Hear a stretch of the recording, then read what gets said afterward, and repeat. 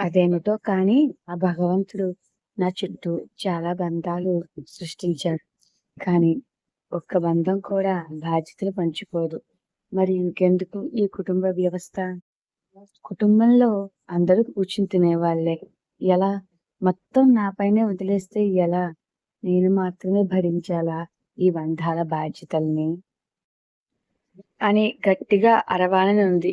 కానీ అరవలేను. ఎందుకంటే నేను ఈ బంధాల బంధనాలలో చిక్కుకొని చాలా సంవత్సరాలు అయింది. ఇప్పటికి బాగా అర్థమైంది నాదే ఈ బాధ్యతని. అప్పులు చేసేది మీరు, తీర్చాల్సింది నేను. బలాదూర్ తిరిగేది మీరు, బరువులు మోసేది నేను.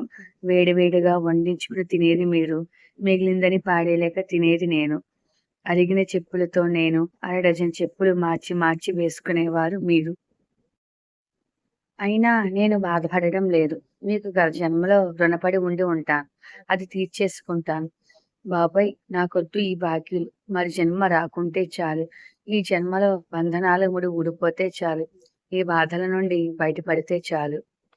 ఇలా ఎంతో మంది ఆడవాళ్ళు ఇలాంటి పరిస్థితిని ఎదుర్కొంటున్నారు. ఎందుకంటే వారి కుటుంబాల్లో భర్త లేదా ఆ తండ్రి సోమరితనం లేదా బాధ్యతారాహిత్యం వల్ల ఎంతో మంది తల్లులు లేదా భార్యలు ఇలాంటి పరిస్థితిని ఎదుర్కొంటున్నారు. ఇలాంటి పరిస్థితి ఎదుర్కొనేవారు ఈ సమాజంలో ఉన్నారు కదా!